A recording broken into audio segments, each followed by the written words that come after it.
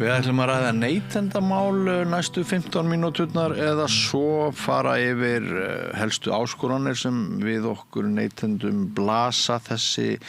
björtu dægrin. Það náttúrulega vextirnir, ofurvextirnir, olían, maturinn, húsnæðið. Hann kominn Breki Karlsson frá Neytendasamtökunum. Vertu velkomin Breki. Takk fyrir. Mesta meinið vextirnir, hávaxtastefnan? Já, ég held að það snertur okkur svo víða, ekki bara í húsnæðinu, ekki bara í vöruverðinu, af því að verslanir og fyrirtæki þurfa að taka lán, heldur líka í ríkisútgjöldum. Við erum að borga í ár 125 milljarða ríkið í vexti, bara ríkið. Og af skuldum og þá erum við ekki að tala um að borga niður skuldina, þetta er bara vextirnir. Ávöxtuna krafa 10 ára ríkisskuldabréfa í kringum 7%, þau eru í kringum tæplega 3% í Danmörku. Þannig að við værum og bara til þess að setja þetta í samhengi, sko, þá er þetta 125 milljarðar, það er meira en við erum að borga í félagslega kerfið. Það er svipaður og við erum að fá inn fyrir allan uppsjávarfisk, loðnu, makríl og síld. Og það er mikið til þess unnið að lækka þessa ávöxtunarkröfu með öllum tiltækum ráðum, að því þá gætu við, í staðin fyrir að vera að borga vexti, bara horfum á ríkissjóð sem svona okkar heimilissjóð, að þá getum við varið peningunum skynsamlegar heldur en að borga vexti. Þetta er kostnaðurinn við íslensku krónuna, segja margir núna í upptakti þjóðaratkvæðisgreiðslu í ágúst. Já, það er þetta er hluti af henni, það er alveg rétt. Sko, svo náttúrulega líka með þessa vexti að það hafa verið færð rök fyrir því að þeir séu sjálf og sér verðbólgu aukandi hluti af vítarhingnum, og þannig að hvort sem að sko eiginlega við kemur pingjumann sjálfs þegar maður fyrir sjálfur út í búðu eða þegar maður hugsar samfélagið, þá er þetta gjörsamlega óverjandi ástand, sko. Já, og sko, mér finnst nú hafa Neytendasamtökin enga stefnu í hvort að við eigum að gangi í Evrópusambandið ekki. Og sjálfur er ég bara þarna á girðingunni persónulega, má hafa mína persónulega skoðun, ég er þarna á girðingunni og ég er gagnadrifin og vil fá að sjá gögn áður en ég tek ákvörðun en mér skortir sko svolítið sko hugmyndir, ég hef ekki séð þær hugmyndir frá fólki sem ekki vill skoða einhvern samning, hvað eigum þá að gera í staðinn? Það er bara eins og að það sé bara í lagi að hafa þetta áfram eins og við höfum haft þetta. Það er alltaf bent á það, við höfum það bara svo svakalega gott á sama tíma, og meðalvextir, húsnæðisvextir á Íslandi undanfarin 10 ár hafa verið 2-falt og 3-falt hærri heldur en í nágrannalöndunum, og ég er ekki að fara fram á mikið, ég er að fara fram á það að við fáum vexti á pari við það sem frændur okkar og frængur í Færeyjum fá, og þar er hægt að fá fasta vexti til 30 ára upp á 4,8% í dag. Breytilegi vextir eru svo 2-4%. Í Færeyjum, sem er náttúrulega með færeysku krónu, sem er tengd við dönsku krónuna, sem er tengd við evruna, með 2,25% breytileika. Þar eru 4 bankar sem veita húsnæðislán. Það er sama, vissulega veita lífeyrissjóðirnir á Íslandi húsnæðislán, en með höfðatölu þá er mun meiri samkeppni, fleiri lánveitendur heldur en í Færeyjum heldur en á Íslandi. Já, það heyrir maður það hjá ungu fólki það hugsi sér til hreyfings því finnist auðveldar að koma undir sig fótunum í löndum nálægt Íslandi en ekki Íslandi sjálfu þess. Já, fermetraverð í Kaupmannahöfn er eilítið dýrara heldur en fermetraverð í Reykjavík á húsnæði. En áborganir og í Danmörku getur við fengið 95% af lán. Á Íslandi geta fyrstu kaupendur fengið 90% af lán. Áborganir fyrsta árið er þrefalt hærra á Íslandi heldur en í Danmörku. Og ég skil alveg ungt fólk í dag sem hverra heimur er þeirra ástra ef maður slettir orðtaki. Ágætt þýðing. Þá skilum maður alveg að þau leiði hugan til að byggja sér líf annars staðar heldur en á Íslandi og það er bara því miður. Já, þau gera meira en að leiða hugana því þau eru að flytja og sko, þetta brain drain, þetta atgerðisflótti, þetta oft mentað fólk. Íslenska ríkið hefur kostað miklu til að kosta menntun þess og tækifæri, búið til tækifæri og svo bara forðar fólk sér þegar það verður vitni að þessari brútal efnahagsstefnu sem náttúrulega skellur bara eins og svipa á löður sveittu bakinu á þér sem maður haldið nú áfram bara með líkingamálið þannig að þetta er alvarlegt. Og þetta ég meina háir viðvarandi vextir á Íslandi er bara eitt stærsta neytendamálið, eitt stærsta mál bara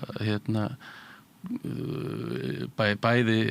okkar kynslóðar og komandi kynslóðar að við verðum að tryggja að hér verði áframhaldandi samkeppnishæft umhverfi og það að segja að kaupmáttur sé hærri á Íslandi en á Norðurlöndum það er villandi því að kaupmáttur að teknu tilliti til afborgana á lánum er mun lakari hér heldur en til dæmis í Danmörku. Já, og svolítið krúttleg spurningin hjá Spyrli Rúf í Kastljósinu að tala um einhverja konu vegna erlenda konu vegna Evrópuskýrslu og hann spurði hvort hve Íslendingar hefðu það gott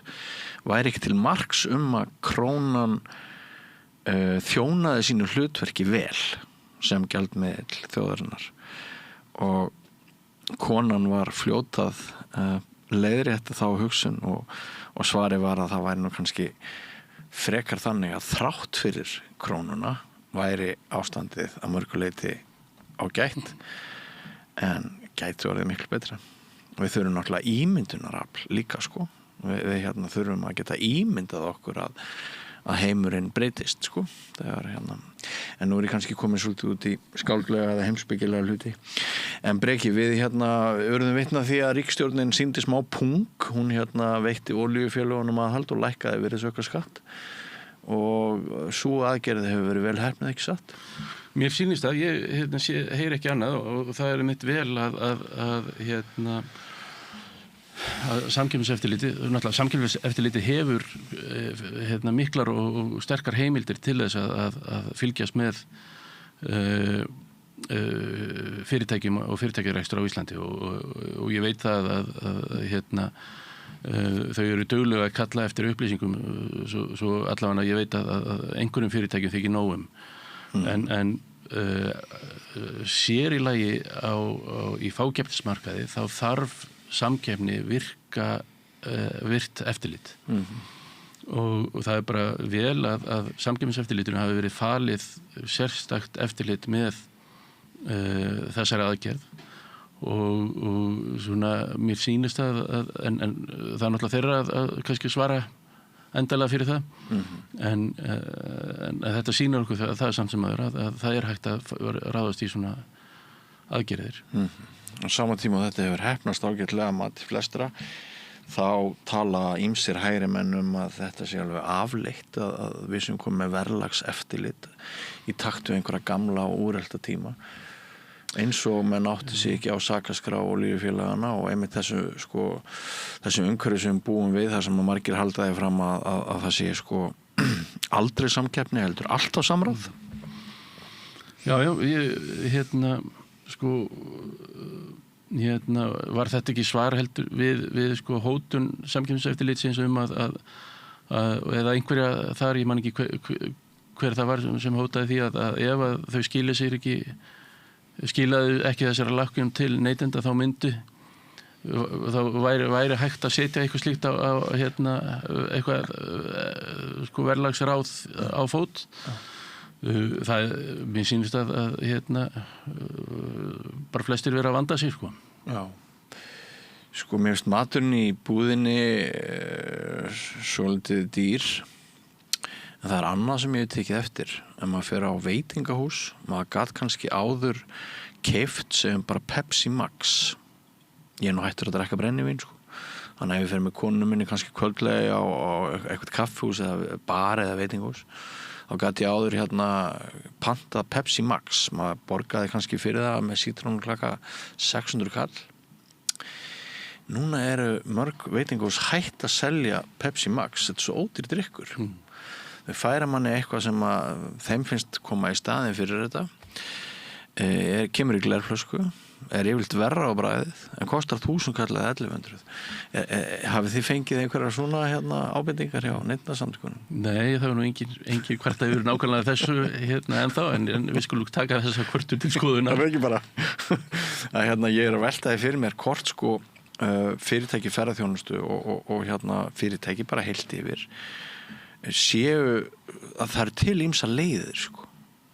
til þess að ná í aðeins fleiri krónur. Þetta einu þeirra. Algjörlega, það er náttúrulega mitt, alveg rétt. Já, alveg rétt. Já. En þú segir það að Neytendasamtökin taki ekki afstöðu til aðildar að Evrópusambandinu eða ekki en ég ætla samt aðeins að þvæla þið betur í ætti ekki Neytendasamtökin að hafa skoðun á því hvaða gjaldmiðill gæti bætt hag Íslendinga? Þarna fyrir í fyrra skiptis þegar Ísland sótti fyrir rúmum áratug þá studdu Neytendasamtökin þá umsókn og en eins og staðan núna þá höfum við bara ekki þá höfum við ákveðið að bíða með að taka afstöðu. Kannski fram yfir þjóðaratkvæðisgreiðslunni í ágúst. Nákvæmlega, Neytendasamtökin ekki einhvers konar lýðræðis samtök sem taka afstöðu til kosninga eða slíkt það liggur ekkert á borðinu og eins og ég sagði áðan þá er ég sjálfur gagnadrifin prívat og persónlega og ég myndi vilja sjá eitthvað áður en ég get tekið afstöðu til þess ég get ekki tekið afstöðu til einhver sem ég veit ekki hvað er. Nei. En getur þú nefnt mér einhver dæmi vöru sem hefur verið að hækka núna eða þjónustu umfram það sem ykkur finnst eðlilegt? Það er náttúrulega olían sem að hækka en það náttúrulega er innkaupaverð olíunar eða bensínsins en við fáum reglulega tilkynningar til okkar verðhækkanir. Æslander? Já, við fengum ábendingu frá Æslander daginn að þeir væru að auglýsa verð sem svo ekki var hægt að finna og við náttúrulega tilkynntum það bara áfram til Neytendastofu sem tekur sem skoðar svona villandi markaðs hvort eitthvað mistök hafi verið að ræða eða hvort þetta sé systematist. En þetta líka óþolandi að við neytendur höfum verið að bóka ferðir með Æslander vinstri hægri og við höfum haft mikið fyrir því að skipuleggja okkar ferðalög og svo bara einhver kjaradeila í gangi og þeir fella niður flug alveg vinstri hægri. Jú, þetta náttúrulega eðlilega bagalegt en væntanlega líka bagalegt fyrir fyrirtæki sjálft. Það er skýr réttur neytenda að fá ekki bara nýtt flug heldur líka bætur ferð felld niður með minna en 14 daga fyrirvara að og þú átt þá rétt bæði að rétt á þrennu, annars vegar að fá nýtt flug með sama flugfélagi eða nýtt flug með öðru flugfélagi eða endurgreitt og síðan áttu rétt á líka að fá allan útlæðan kostnað greiddan svona innan eðlilegra marka verður fyrir einhverjum kostnaði eins og auka ferðalögum eða þarft að kaupa þér mat eða eitthvað slíkt þú átt meira svo rétt á einu símtali sem kannski arfleið gamalla tíma en þannig það þannig að réttindi flugfarþega eru rík núna reyndar verið að fjalla það út í Evrópu að skerða þessi réttindi við tökum þátt í því á samt 27 öðrum neytendasamtökum og höfum sendum í síðustu viku stjórnvöldum í Evrópu áskorunum að halda í þennan rétt nú þegar þá það bara þannig að aðeins brota af flugfarþegum sækir þennan rétt sem sem þeir eiga sko. Nei, sem miður því að ef þú notar ekki réttin þá fellur hann niður og allur réttur neytenda það hefur verið barist fyrir öllum rétti neytenda og það sífellt sótt að réttindunum og við verðum að standa vörðum hann og meðal annars stöndum við vörðum hann með því að nota rétt okkar og ef við notum ekki réttin þá fellur hann niður. Þetta svona glíma litlamannsins við korporisman. Já, bara ekki litlamanns, þetta er glíma fjöldans, fjölda fólks, fjölda hreyfingarinnar við stórfyrirtækin sko. Já, ég skal reyna að taka þetta til mín næst þegar eitthvað flugfélag snuðar á mér að ég nenni að leita með bóta ég skil hvað það fara en svo það nú svona bara pæling kannski rétt ég veit við þurfum að ljúka þessu breki þú ert á leiðinni annað en bara svona rétt í lokin hafa neytendasamtökin skoðun á því hvort það sé þjóðaröryggismál hvað samgöngum máti okkar orðin brothættur hvað var þar stöðu Icelandair við erum bara með eitt flugfélag og við erum náttúrulega með orkukreppu olíu eldsneyti að hækka og óvissa sko og finnst þér komið til greina að neytendasamtökunum finnst ykkur komið til greina að ríkið leggi til flugfélagi eins og Icelandair fé belti og axlabönd því að það sé bara brýnt hagsmuna og þjóðaröryggismál að ræða? Sko, neytendasamtökin hafa enga afstöðu í þessu máli, hafa ekki afstöðu í viðlíkað málum, en ég bendi bara á að staðan í dag allt önnur en hún var fyrir 30-40 árum hingað fljúga 20 erlend félög í hverju viku. Það er LOT pólska flugfélagi flýgur daglega til Íslands frá 3 borgum í Pólandi við EasyJet flýgur þannig að það er ekki svo að Lufthansa flýgur frá allavega 2 borgum nokkur sinnum í viku. Þeir skárunum 200.000 ferðir var það ekki? Jú, en sko þannig að við erum kannski aðeins öðruvísi sett Já, við erum en vissulega það öðruvísi að það einhver ástæði fyrir að mörg önnur ríki eru með ríkstuðning á Já, og ég meina Scandinavian Airlines hefur náttúrulega í gegnum tíðina og Icelandair hefur í gegnum tíðina fengið margóttur bjargað sko en neytendasamtökin hafa svo sem enga skoðun á því af eða á Nei, einmitt, ég skil en kæra þakkir fyrir þetta við fáum að heyri þér oftar eins og við höfum gert reglulega kæra þakkir fyrir komin að Breki Karlsson bestu þakkir og við segjum þetta gott í kvöld kæru hlustendur og áhorfendur takk fyrir að að vera með okkur þetta friðsæla fimmtudagskvöld. Ég vil benda á það að Rauðaborðið verður ekki á dagskrá á morgun því þá komið föstudagur,